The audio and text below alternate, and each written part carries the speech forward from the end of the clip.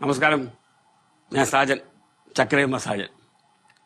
ഇപ്പം മലയാള സിനിമയുടെ ഒരു പുഷ്പവർഷം എന്ന് പറയാം. അതിമനോഹരമായ ചിത്രങ്ങളല്ലേ പറയുന്നത്, ഒന്നിനു പിറകെ മറ്റൊന്ന്. ഡിസംബർ തൊട്ട് ഇങ്ങോട്ട് നല്ല നല്ല ചിത്രങ്ങൾ. ഇതിനിടയ്ക്ക് എന്തോ PVR സമരം ഉണ്ടെന്നോ അത് പിൻവലിച്ചു. കാരണം അങ്ങനെയാണല്ലോ. കാരണം ചില കോർപ്പറേറ്റ് സിനിമാ പ്രേമികളും കാര്യങ്ങളെല്ലാം കൂടി എങ്ങനെയും സിനിമ ഇൻഡസ്ട്രിയെ ഒന്ന് മൂക്കുകയറാന്ന് വിചാരിക്കും. പക്ഷേ അത് നമ്മുടെ ഫെഫ്കയും അമ്മയും മാക്ടയും പിന്നെ പ്രൊഡ്യൂസേഴ്സ് അസോസിയേഷനും എല്ലാം കൂടെ ഒന്നിച്ചു ചേർന്നുകൊണ്ട് അതങ്ങ് പൊളിച്ചു എന്ന് പറയാൻ പറ്റില്ല. കാരണം അവർ വിചാരിച്ചതുപോലെ നടന്നില്ല. എങ്കിലും കാരണം ഇപ്പം നല്ലതുപോലെ ഓടിക്കൊണ്ടിരുന്ന ആ ചിത്രമുണ്ടല്ലോ, ആടുജീവിതം, ആ നിർമ്മാതാവിന് എത്ര കോടി രൂപ നഷ്ടമായി. ആ തിയേറ്റർ PVR തിയേറ്റർ സ്ക്രീനിലെ പടം ഒരു മുന്നറിയിപ്പില്ല, നിർത്തിയില്ല. അതിന് പെട്ടെന്ന് നമ്മുടെ ഫെഫ്ക ഒരു സമ്മേളനം വിളിച്ചു കൂട്ടിയിട്ട് അതിൽ ബ്ലസ്സി, പിന്നെ നമ്മുടെ B ഉണ്ണികൃഷ്ണൻ, CB മലയിൽ, പിന്നെ നമ്മുടെ വൈശാഖ് എന്ന് പറഞ്ഞാൽ നമ്മുടെ ഇപ്പോഴത്തെ ഈ പടത്തിൻ്റെ വർഷങ്ങൾക്ക് ശേഷം എന്നുള്ള വിനീത് ശ്രീനിവാസന്റെ പടത്തിൻ്റെ നിർമ്മാതാവ്, പഴയ നമ്മുടെ മെർലാൻഡിൻ്റെ അദ്ദേഹത്തിൻ്റെ പുത്രൻ്റെ പുത്രൻ. എനിക്കവരെ നേരിട്ട് പരിചയമില്ല. ഈ കാരണം നല്ല സിനിമകൾ നിർമ്മിക്കാൻ വേണ്ടിയിട്ട് പഴയ ആൾക്കാർ മുന്നോട്ട് വരുന്നതിൽ ഒപ്പം തന്നെ നമ്മുടെ പഴയ നിർമ്മാതാക്കളുടെ മക്കളും നല്ലതുപോലെ ഉത്സാഹിച്ചുകൊണ്ട് വരുന്നുണ്ട്. അതിൻ്റെ ഏറ്റവും വലിയ ഉദാഹരണമാണ് ഇപ്പം നമ്മുടെ ശ്രീനിവാസൻ്റെ മകൻ വിനീത് ശ്രീനിവാസൻ നല്ല സിനിമകൾ കാത്തിരുന്നുകൊണ്ട് വർഷങ്ങൾക്ക് ശേഷം ഒരു നല്ല സിനിമയായിട്ട് നമ്മുടെ മുമ്പിൽ വന്നത്. അതിൽ ആരൊക്കെയാണ് ഉള്ളത്? പുറത്തൊന്നും ആരെയില്ല, എല്ലാം അവരുടെ കൂട്ടുകെട്ട്. വിനീത് ശ്രീനിവാസൻ, ധ്യാൻ അനിയനാണല്ലോ. അതിന് എടുത്തു പറയാം, ധ്യാനിനെ നമ്മൾ കാണുന്നത് സാധാരണ ഇൻ്റർവ്യൂവിൽ തമാശ പറഞ്ഞ് ചിരിപ്പിക്കുന്ന ഒരാളല്ലേ. ഈ ധ്യാനിനെ കൊണ്ടേ എന്ത് പ്രത്യേക വേഷമാണ് അദ്ദേഹം അനിയനെ കൊണ്ട് ചെയ്യിച്ചിരിക്കുന്നത്. ഈ അനുജനെ ചേട്ടാന്ന് വിളിക്കുന്ന കഥാപാത്രമാണ് ചെയ്യിപ്പിക്കുന്നത്. ആദ്യം ഒരു പാവത്താനായിട്ട് വിനീത് ഇയാളെ അങ്ങോട്ട് ധ്യാനെ അവതരിപ്പിച്ചു. എന്ത് രസമായിരിക്കുന്നറിയാം. പിന്നെ അതിനുശേഷം വിനീതിൻ്റെ ഒരു പ്രത്യേക ഒരു സംവിധാന ശൈലി ഉടനീളം നമുക്ക് കാണാം.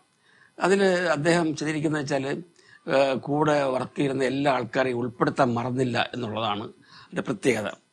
പിന്നെ ആജു വർഗീസ് ആവട്ടെ, നിവിൻ പോളി ആവട്ടെ, അങ്ങനെ എല്ലാവരെയും ഉൾപ്പെടുത്തിക്കൊണ്ട് പുള്ളി ഒരു മനോഹര ചിത്രം നിർമ്മിച്ചു തന്നില്ല. അത് മാത്രമല്ല, അവർക്ക് ഇണങ്ങുന്ന കഥാപാത്രങ്ങളെ പുള്ളിക്കാരെ ഉൾക്കൊള്ളിച്ചു. എടുത്തു പറയേണ്ടത് നമ്മുടെ അപ്പു പ്രണവ് മോഹൻലാൽ ചില സമയത്ത് നമ്മുടെ മോഹൻലാലിനെ ഓർമ്മിപ്പിക്കും. മോഹൻലാലിൻ്റെ കമലദളവും പഴയ സിനിമ ദേവാസുരമൊക്കെ ഉണ്ടല്ലോ, അത് ഓർപ്പിക്കുന്ന രീതിയിലാണ് പുള്ളിക്കാരുടെ ഒരു നെഗറ്റീവ് അപ്രോച്ചിലാണ് പുള്ളി ഇൻട്രൊഡക്ട് ചെയ്യുന്നത്. 2 ബിയർ കുപ്പികളെടുത്ത് വായിൽ വെച്ചിട്ട് നമ്മുടെ പണ്ട് മോഹൻലാൽ കാണില്ലേ, അതേപോലെ തോന്നും. ചിരിച്ചു.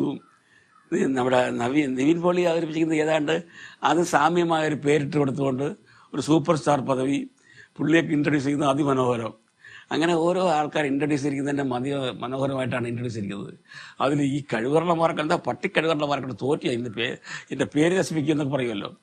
അതിൽ നമ്മുടെ പുള്ളിക്കാരൻ്റെ അവതരണം വെച്ചാൽ നല്ല ഹ്യൂമർ ചിരിച്ചിട്ട് പ്രത്യേകിച്ച് അത് മനോഹരമായിട്ട് ഡയലോഗ് പറയിപ്പിച്ചു എന്നുള്ളതാണ്. അത് രസമാണ്. ഇത് വളരെ രസമാണ്. ഇത് 2.5-3 മണിക്കൂറോളം ഈ സിനിമയുണ്ട്. പക്ഷെ 3 മണിക്കൂർ ഈ കാലത്തൊരു പടം പോകുമെന്ന് വെച്ചാൽ അറിയുന്നില്ല, സമയം പോയത് അറിഞ്ഞില്ല.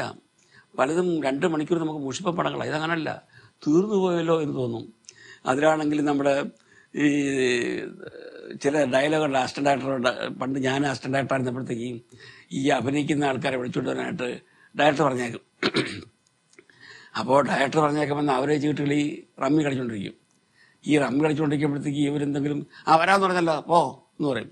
നമ്മൾ തിരിച്ചു വരുമ്പോഴത്തേക്ക് ഡയറക്ടർ വഴക്ക് പറയും, എന്താ വിളിച്ചില്ലേ ചോദിക്കും. അതൊരു വലിയ സംഭവമാണ്. അപ്പം നമ്മൾ വിചാരിക്കും, ഇനിയിപ്പോൾ ഡയറക്ടർ പോയി എങ്ങനെ പറയും. ഇങ്ങനെയൊക്കെ പറയുമ്പോഴത്തേക്ക് നമ്മൾ അറിയാതെ ഇടയ്ക്ക് പിറുപിറുക്കും. അതുപോലെയാണ് നമ്മുടെ ബേസിൽ ജോസഫ് ഡയറക്ടറാണല്ലോ. വിനീത് ശ്രീനിവാസന്റെ അസോസിയേറ്റ് ആയിട്ടിരുന്ന് വർക്ക് ചെയ്തിട്ട് നിവിൻ പോളിയെ ഷോർട്ട് വിളിക്കാൻ ചെല്ലുമ്പോഴത്തേക്ക് എന്തോ പറയുമ്പോഴത്തേക്ക് ഒരു ഡബിൾ മീനിങ്ങിലൊരു ഡയലോഗ് പറയും. ശരി, എന്താ പറഞ്ഞാൽ എന്ന് ചോദിക്കും. ഇല്ല, ഞാനൊന്നും പറഞ്ഞില്ലെന്ന് പറയും. അതൊക്കെ സത്യം പറഞ്ഞാൽ അന്ന് നടക്കുന്ന സംഭവം എനിക്ക് ഇപ്പോഴത്തെ തോന്നിപ്പോകുന്നു.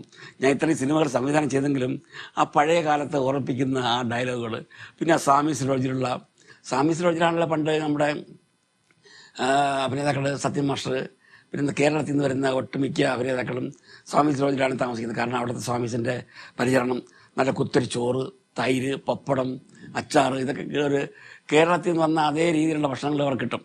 മദ്രാസ് സ്റ്റൈലല്ല. അപ്പോൾ അതുകൊണ്ട് മിക്ക ആൾക്കാർ കേരളത്തിൽ വന്നു പോകുന്ന അഭിനേതാക്കൾ അവിടെയാണ് താമസിക്കുന്നത്. നമ്മുടെ മണവാളൻ ജോസഫ്, നെല്ലിക്കോട് ഭാസ്കരൻ, പിന്നെ ബാലൻ കെ നായർ, പിന്നീട് അടൂർ ഭവാനി, അടൂർ പങ്കജം, ഇങ്ങനെ കുറേ അഭിനേതാക്കൾ അവിടെ വന്നിട്ട് താമസിക്കും. സ്വാമിയുടെ പരിചരണം. ഒരിക്കൽ മോഹൻലാൽ എന്തോ ഒരു അവിടെ ഒഴിഞ്ഞിരുന്നൊരു ചെയറിൽ കയറുന്നപ്പോഴത്തേക്ക് ഈ സ്വാമി പറഞ്ഞത്രേ, അത് സത്യമാസ്റ്റർ എന്ന കസേരയാണ്, അവിടെ ഒഴിച്ചിട്ടേക്കായിരുന്നു, ഇനിയിപ്പോൾ ഏതായാലും ഈ കസേരയിൽ ഇരിക്കാൻ അർഹൻ ലാൽ തന്നെയായിരിക്കും എന്നൊക്കെ പറഞ്ഞു.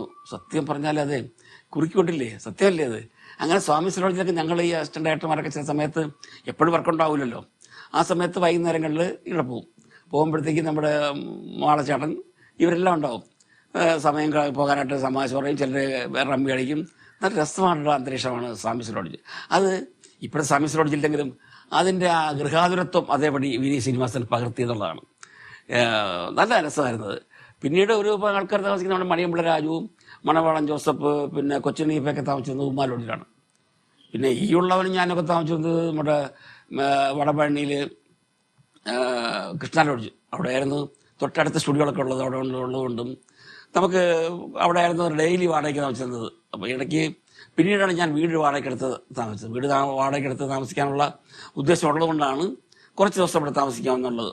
അമിതാക്ക ശരിയില്ലേ, നമ്മുടെ മനസ്സൊക്കെ ഡയറക്റ്റ് ചെയ്താൽ പണ്ടൊരു വിവാദ ഡയറക്ടർ ഒരു നടിയെ തല്ലി എന്ന് പറയുമല്ലോ, അത് നമ്മുടെ ജയഭാരതി ചേച്ചിയായിരുന്നു. അതൊക്കെ വേറെ കാര്യം. ഞാൻ പണ്ടൊരു എപ്പിസോഡിൽ പറഞ്ഞിട്ടുണ്ട്. അവിടെ ആയിരുന്നു നമ്മുടെ ഭരണിക്കാവ് ശിവകുമാർ, പിന്നെ ആർട്ട് ഡയറക്ടർ ശ്രീനി, പിന്നെ ഒരു അസോസിയേറ്റ് ഡയറക്ടർ ശങ്കർ, ഹരിഹർ സാറിൻ്റെ അസോസിയേറ്റ് ശങ്കർ, പിന്നെ താപ്പി മോഹൻ നാടക നടൻ, പിന്നെ സീര കാര്യവട്ടം എന്നൊരു പബ്ലിസിറ്റി ഡിസൈനർ. അങ്ങനെ ഒത്തിരി ആൾക്കാർ താമസിച്ചത് ഈ കൃഷ്ണ ലോഡ്ജിലാണ്. പിന്നീട് വെച്ചാൽ ഞാനവിടെ അടുത്താണ്, എനിക്ക് TH കൊടമ്പുഴ എന്ന ആളിൻ്റെ കൂടെ എനിക്ക് എഴുതാൻ പോകാൻ അടുത്താണ് വീട്. അപ്പോൾ കാമ്പശ്ശേരി കണ്ണാകരൻ്റെ അസിസ്റ്റൻ്റായിട്ട് ജനയുഗത്തിൽ നമ്മുടെ ദേവാലയത്തിൻ്റെ അടുത്ത് മദ്രാസിലേക്ക് TH കൊടമ്പുഴ. അപ്പോൾ അദ്ദേഹത്തിൻ്റെ വീട്ടിൽ ഉച്ചയ്ക്ക് എഴുതാൻ പോകുമ്പോൾ എനിക്ക് ഉച്ചയ്ക്ക് അവിടെ ഊണ് കിട്ടും. അത് വളരെ സുഖമാണ്. പിന്നെ വേറൊരു കാര്യം, നമുക്കന്ന് തുച്ഛമായ ശമ്പളമൊക്കെ കിട്ടുന്നത്. അവിടെ മിക്കവാറും ഞങ്ങൾ പലരും ഞങ്ങൾ വെച്ചാൽ ഇപ്പം ഞാൻ രാവിലെ കാപ്പി പിടിക്കാറില്ല, കാരണം പൈസ ലാഭിക്കാനാണ്, പൈസ ഇല്ലാത്തതുകൊണ്ടാണ്. ഉച്ചയ്ക്ക് അവിടെ രാം തിയേറ്റർ എന്നൊരു ഹോട്ടലുണ്ട്, രാം തിയേറ്റർ ഉണ്ട്. അതിന് മുമ്പിൽ രാംഭവൻ എന്നൊരു ഹോട്ടലുണ്ട്. 1 രൂപയ്ക്ക് നല്ല സമൃദ്ധമായ ഒരു വെജിറ്റേറിയൻ ഊണ്, 1 രൂപ ഉള്ളൂ. അതുകൊണ്ട് ബ്രേക്ക്ഫാസ്റ്റ് കഴിച്ചിട്ട് പൈസ കളയണ്ട, ആ ഊണ് കഴിക്കും. പിന്നെ വൈകുന്നേരം നമ്മുടെ തമിഴ്നാട്ടിലെ പ്രത്യേക സംഭവമുള്ള തിരുനെൽവേലി ദോശ, 4 ദോശയും നല്ല മുളക് ചമ്മന്തി മതി. അപ്പോൾ 1.5 രൂപ കൊണ്ട് കാര്യം സാധിക്കും ഒരു ദിവസം. അങ്ങനെയൊക്കെ നമ്മൾ തുച്ഛമായി ജീവിച്ച് വന്നവരാണ് ഞങ്ങൾ പലരും. പിന്നീട് സിനിമയായതുകൊണ്ടും സിനിമയിൽ വർക്ക് ചെയ്യാൻ പോകുന്നതുകൊണ്ടും കുടുംബത്തിൽ നിന്നും പലർക്കും പൈസ മണിയോട്ട് വരാറില്ല. അങ്ങനെ വരുന്നത് ചില ആൾക്കാരൊക്കെയുള്ള മണിയമ്പിള്ള രാജുവും അങ്ങനെ ചില ആൾക്കാരൊക്കെ നാട്ടിൽ ഇൻസ്റ്റിറ്റ്യൂട്ടിൽ പഠിക്കാൻ പോയ ആളാണല്ലോ. നമുക്കൊന്നും അങ്ങനെ വരില്ലല്ലോ. അവിടെ സമ്പാദിക്കുക, അവിടെ ജീവിക്കുക. സമ്പാദിക്കുക വെച്ചാൽ കഷ്ടപ്പെട്ട ജീവിതം. പക്ഷെ അതുകൊണ്ടിപ്പം എല്ലാവരും മോശക്കാരൊന്നും അല്ല.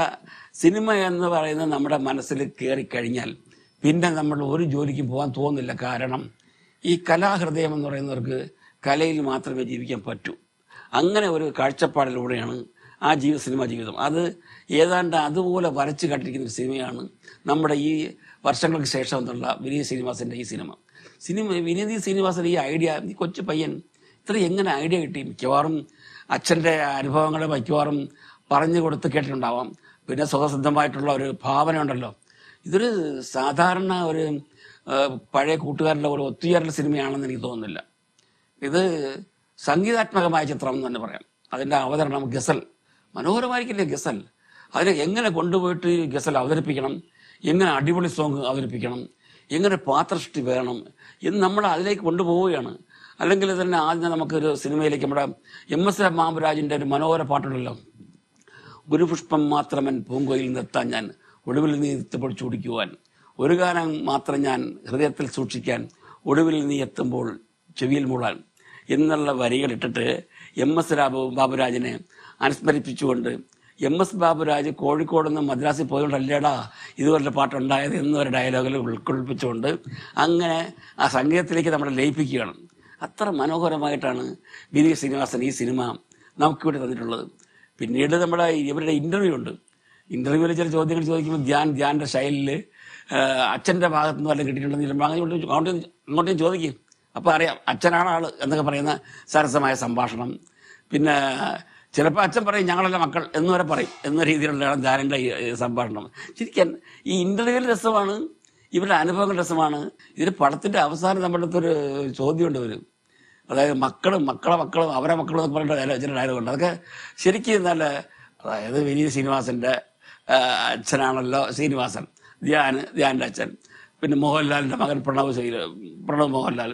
ഇങ്ങനെ ഈ പറയുമ്പോൾ നമുക്ക് ചില സിനിമയിൽ തന്നെ ഇത് രണ്ട് മീനിങ്ങിൽ ഇത് ഇടയ്ക്കിടയ്ക്ക് പറയും. നമ്മൾ രസിപ്പിക്കാനാണത്, മനഃപൂർവ്വം ഉൾക്കൊള്ളിച്ചിട്ടുണ്ടോ നമുക്കറിയാം.